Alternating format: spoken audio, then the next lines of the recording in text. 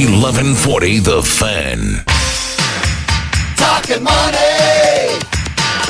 And we're back. It's Talkin Money with Jeff Tarbell. All right. How you doing? Are you telling me that's up there on the site now? That's on the site.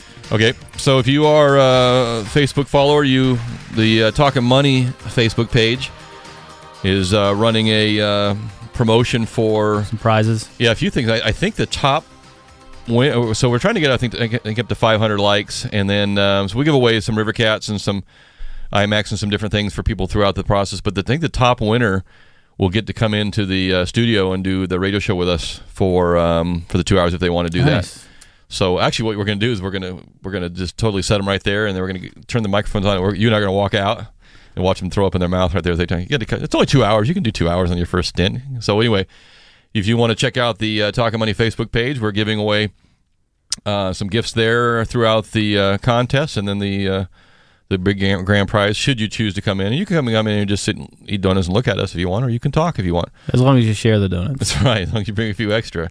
So our number's here in the studio. If you have any questions today, 339-1140, 1-800-920-1140. Tiger Woods on top of the board for, I don't know what tournament that is, but Memorial Day something. Something? Yeah. The Memorial. That's not the one in San Francisco, is it?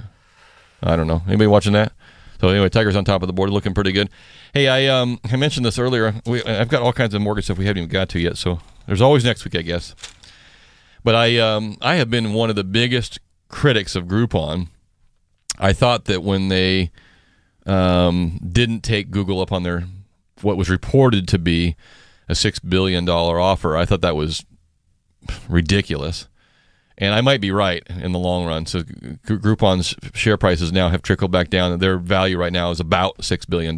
So, but there's a book that came out about the whole process, and it's interesting to read the behind the scenes, what really goes on, and the different personalities. And this is just a summary. I'm going to have to get the book and read it. But so Groupon, I guess, was very close to making that deal.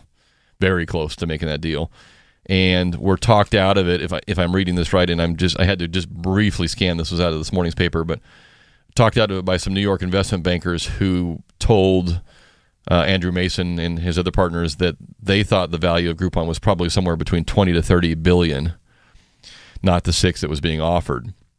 And actually, the original offer was 3 from Google, so they worked them up to 6. So I can see now that if someone tells you, Jeff, don't sell your company for $6 when I can get you $30, or 20 to 30 bucks, and you don't have to work for somebody else. You can run your own show. I see the appeal there, I guess. But man, someone floats $6 billion in front of you, and then plus you know from that point on that you become part of the Google team that's pocket change for these guys. And they're going to be putting more money in really making something. You're on the Google platform and making things happen rather than kind of on your own platform. And so, I'm going to have to get the book and read it because it's interesting on some of the back and forth. Those are some big numbers yeah. for a fairly new company, right? Yeah, they were. I don't know if I tore out that part of the article or not. So, but I think Andrew Mason was had only been out of college about 4 to 5 years, and so it's interesting. He had some partners there that wanted to make that deal. And I guess he's come out okay. I was salivating over here just thinking about the amount of money involved. Yeah. So at the moment they're still okay. They're still worth about the same amount of money they've been paid, but they don't appear to be going in the right direction. And so anyway, I thought that was interesting. I'll try to track down that book and see if I can find some more buybacks or some more information out of that process. I think that's fascinating. I always like to hear the back end of things because you just never know really what's the real deal. Exactly. What's going on. These guys, I guess, got in a panic. I think that they thought that maybe Google was going to pull their offer back. So they jump in a charter jet out of Chicago and, haul butt over to the Bay Area. We'll take it. Yeah, and just let's think about this, boys. Let's think about this real hard. And they didn't pull the trigger. And they've got more guts than I do because I tell you, if someone offered me 6 of anything, these guys that were broke, man. They were making nothing. So anyway, that's an interesting story, and I will try to track down more of that if you'd like, and we'll talk about that. I do have a few items off the mortgage-related world of things. This is started yesterday in the state of Nevada, and there's been some discussion about this as a nationwide project. So I think they're going to try a little bit of it and see how it works out. I don't know why they picked Nevada, but Nevada is probably the worst market right now. Fannie Mae, Freddie Mac will participate in a Nevada program to cut loan balances for certain homeowners who are current on their mortgages but own more than their home is worth, and allow them to then refinance under the HARP program as well.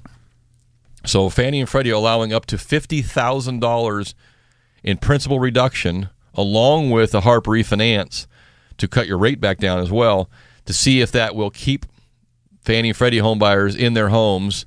And so this is a pilot program they're trying out in the state of Nevada. The money is coming from the Treasury Department, who's offered to put up the money out of other stimulus funds that they have. So the money's not coming out of Fannie and Freddie's pocket. The bank's not losing the money. It's coming out of other, targeted stimulus funds. It's still government money. I mean, it's money coming from, it's money lost. I mean, there's no way around it, and it's taxpayer money. But they're going to try this program in the state. It's also limited to borrowers who owe more than 115% of the value of their home, and who have a household income below 150% of the Aryan median. So that would be basically you have to make less than $100,000. So they're trying to target not a loan to value range, but also an income range, and see if that will keep people in their houses. And that's in the state of Nevada. That started yesterday, so we'll see how that where that leads us. But I pulled out another article, and the reason I bring it out is this: the Treasury Department, the same department who's putting up the $50,000 per house if needed, has found that on other loans they've modified, however you do it, modify the term, modify the balance, whatever else you would do, 49% of those were delinquent again in the first 12 months. And that was for, let's see here, the Treasury Department analyzed 80% of the loans were FHA.